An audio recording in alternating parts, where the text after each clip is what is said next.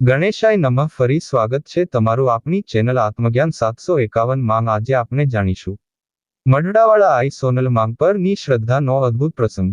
આવો જ એક ચારણનો પરિવાર પારકરના દેદરાઈ ગામના વતની રઘાજી લાંગાજી જીબા રાજસ્થાનના બાડમેર જિલ્લાના ચોહટન તાલુકાના સુહાગી ગામે આવી પહોંચ્યા. સુહાગી મહેડુ શાખાના ચારણોનું ગામ. અહીંના તકજી હિન્દુજી મહેડુ સાથે રઘાજીના મોટા દીકરીના લગ્ન કરેલા. રઘાજી મોટા માલધારી, લગભગ 300 જેટલી ગાયો ધરાવે, પણ ચુસ્ત વિચારોના ચારણ. વિધર્મીને કોઈ પણ કિંમતે ગાય કે ગૌવંશ વેચાતું ના આપે, ત્યાં સુધી કે પોતાના ગૌધનના વાછરડાને ખસી કરીને બળદ પણ ન કરાવે. જગદંબા રવેચીના અનન્ય ઉપાસક. પાકિસ્તાનમાં રહેતા એ દરમિયાન પણ પોતાના ગામના સીમાડા માંગ શિકાર પર રોક લગાવેલી. કુદરતને કરવું અને સુહાગી રઘાજી જીબાની તમામ ગાયો એક રાતે ગોવાળને ખબર ન પડે તેમ સરહદ ઓળંગી પાછી પાકિસ્તાન જતી રહી. એ દરમિયાન સિમલા કરાર થઈ જવાથી થર પારકર વિસ્તાર પાછો પાકિસ્તાની હકુમતના તાબામાં આવી ગયો હતો, જેથી ગાયોને શોધવા પાકિસ્તાન જવું શક્ય ન હતું. બીજી તરફ યુદ્ધ પછી કોમી તંગદિલી જેવું વાતાવરણ હોય, પોતાની ગાયોની પાકિસ્તાનની ધરતી પર શું વલે થશે તે ચિંતા રઘાજી જીબા કોરી ખાઈ રહી હતી. કોઈ ઉપાય સૂઝતો ન હતો. રાતોની રાતો રઘાજી જીબા જાગતા રહી વ્યથિત હૃદયથી માં જગદંબાને એકધારો સાદ કરી રહ્યા હતા.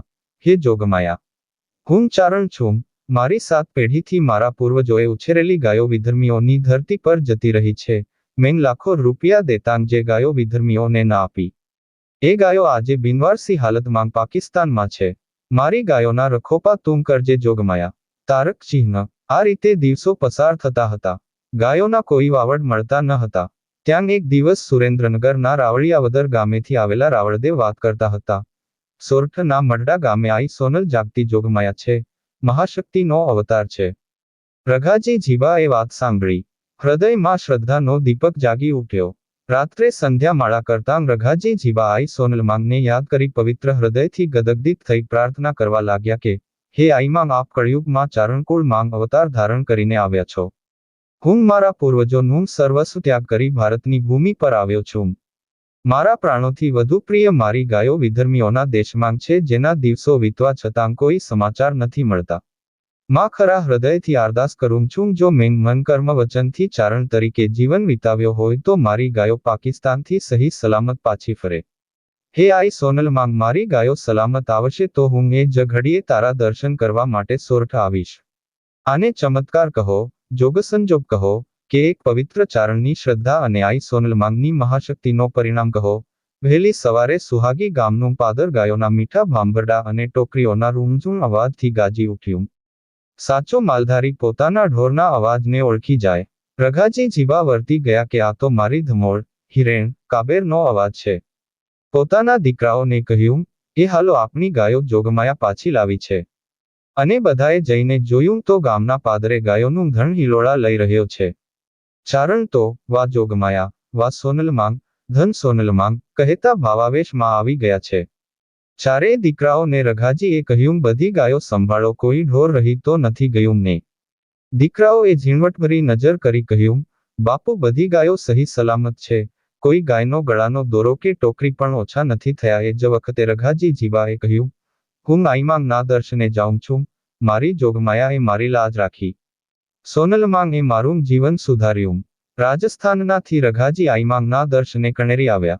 સોનલ માંગને પગે પાઘડી ધરી બધી હકીકત કહી સંભળાવી. માં ખૂબ રાજી થયા. રઘાજીને 7 દિવસ માએ કણેરી રોક્યા. વિદાય લેતી વખતે આઈ માંગ કીધું, કની ઈચ્છા હોય તો કહેજો, જોગમાયા પૂરી કરશે. રઘાજીએ કીધું, આપ પ્રસન્ન છો પછી શું બાકી રહે? છતાં એક વિનંતી છે. બાપ દાદાની જાગીર પારકરમાં છોડી આવ્યો છું. દીકરીના ગામમાં વધુ સમય રહેવાય નહીં. માં, કોઈના આશરે નહીં પણ સ્વતંત્ર રહેણાંક કરી શકું એવા આશીર્વાદ આપો. આઈ માંગે રામાયણનું પુસ્તક વાંચી રહ્યા હતા. તેમાંથી પોતાની છબી લઈને રઘાજી તરફ લંબાવી કહ્યું, આ છબી રાખો, ચારણનો ધર્મ પાળજો, તમારા સંતાનોને પળાવજો. કોઈનો હક્ક દબાવતા નહીં. સારું લાગે ત્યાં આ છબીને સાથે રાખી બેસજો. દુનિયાની કોઈ તાકાત તમને ઉઠાડી નહીં શકે. આઈ માંગને વંદન કરી રઘાજી જીબાએ વિદાય લીધી. થોડા સમય પછી રાજસ્થાન છોડી પરિવાર સાથે કચ્છમાં આવ્યા. લખપત તાલુકાના પાંદરો ગામનો સીમાડો અનુકૂળ લાગતાં ત્યાં ગામ બનાવવાનું નક્કી કર્યું. ઈ. સ. 1987 સોનલપુર ગામની રઘાજી જીવાએ સ્થાપના કરી. પ્રથમ કાચી ડેરી બનાવી આઈ સોનલ માંગની છબીની સ્થાપના કરી. પછી પોતાના પરિવારને રહેવા ઝૂંપડા બાંધ્યા. સમય જતાં જુદા જુદા વિસ્તારોમાં વસેલા પાકિસ્તાનથી આવેલા ચારણ પરિવારો સોનલપુર આવી સ્થાયી થયા. આઈ સોનલ માંગનું શિખરબંધ મંદિર બનાવ્યું. અત્યંત દૈદીપ્યમાન મૂર્તિની સ્થાપના કરી. આજે સોનલપુરમાં લગભગ 200 જેટલા ચારણના ઘર છે. દર વર્ષે સોનલ બીજ, નવરાત્રિ અને વિજયાદશમીની ધામધૂમથી ઉજવણી કરવામાં આવે છે. જય સોનલ માંગ, જય માતાજી.